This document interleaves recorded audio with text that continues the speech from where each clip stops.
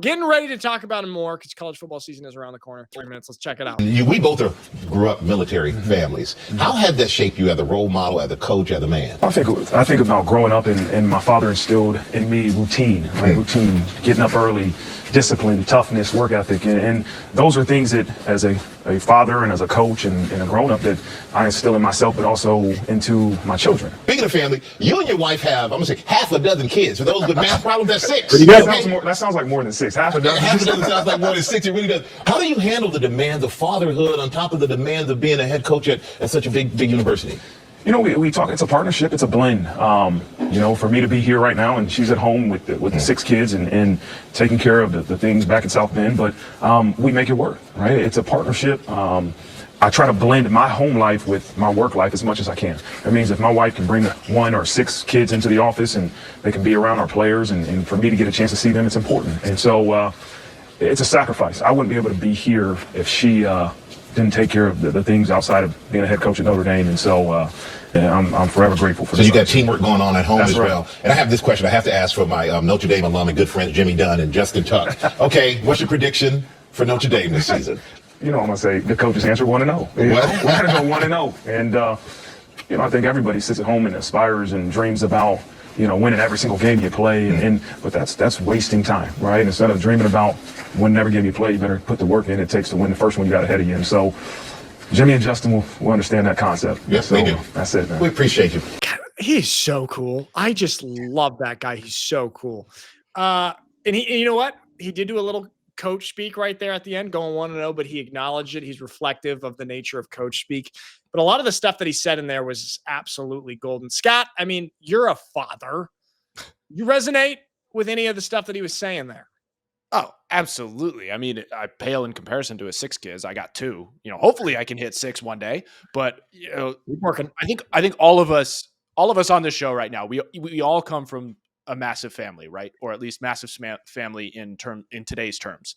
And we all saw our dads work as hard as they did to provide and give us the life that we've received. I love seeing this being a message across the board at such a grand scale, like him being able to talk about these things, similar to how Scotty was talking about it. Granted, he doesn't have 6 kids yet, but what he was talking about earlier in the week and how like fatherhood is his, like that's the main thing for him. And he doesn't lose track of that. And that's why he likes bringing his family around, having it being a part of his profession, because he sees his players as, you know, pseudo children. And Right. I know on this show, we talk about our experiences with D1 coaches and how negative those can be and how much they could easily talk out of both sides of their mouth in the recruiting process. And I get the sense that like, while that may be an element of what you have to do just because of the profession, I get the sense that he approaches it from a very personal, fatherly approach as best he possibly can. And that's churning out. I mean, you see the recruiting class of this year. They got, I think it's 6 former NFL, like top name NFL dudes. Yes. Their sons are going to this program. They're seeing this. And we speculated, oh, maybe Bill Belichick will be the one that would be able to get those dudes. Granted, there are some lineages to connections to the Notre Dame crew and everything like that. But at the same time, it seems like he's attracting a lot of former players and their children and their lineages to that program because of the way in which he approaches things, just like this, because he's a no nonsense dude. And he also gets that this is like, there's life outside of football that you need to incorporate. You can learn the lessons from the game and bring them out into the real world and vice versa. He's kind of we said he's the perfect head coach for Notre Dame football, for a school like that is really, really trying to create the all-around person. I also liked the thing that he said about blending his work and his family. I think this might be a little controversial because some people might not like to do that. Like, for example, here in Germany, there's this clear distinction between your work and your personal life, and they would never touch. You would never bring your children into work or vice versa, anything like this. You don't do that. That's because you have to see each other as humans. I actually love it so much. That's just a natural blend that happens. And for Marcus Freeman, he's doing exactly what he should be doing. And like his children will benefit from being around some of those older guys, those college age guys who are presumably very, very good guys if they're playing football at Notre Dame. And those guys also that will probably benefit from being around the kids in some way and just getting interaction with such a great family. What do you guys make of the blending of professional and family Do you think it works only if you have the ideal dream job that you feel like you're called for?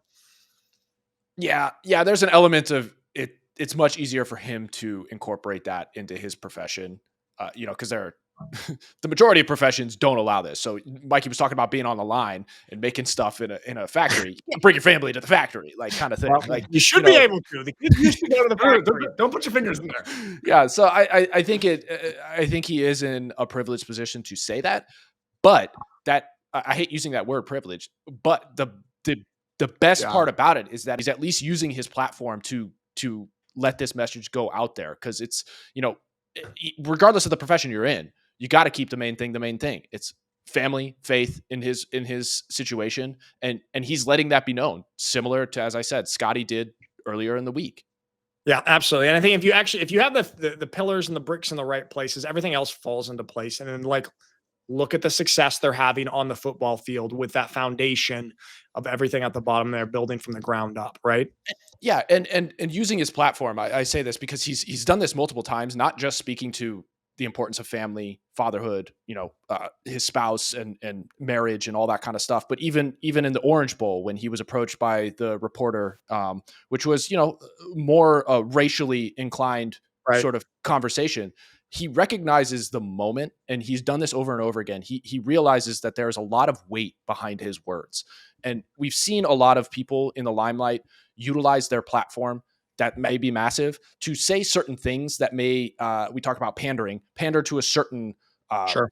conversation or situation going on right now, that would position them best to not be necessarily tossed to the side or canceled or anything like that. He understands the weight of his words. So I just appreciate the fact that he uses his platform in these moments to really speak or bring to light great messages for everybody Yes. here, because you don't get it all that much. And he does do it in such an authentic, non-preachy way. I also think that's why former NFL players are responding to that and entrusting him with their kids to Yeah. guide them for these next 4 years or whatever it is that they're at the university. I just think he comes across very, very authentically.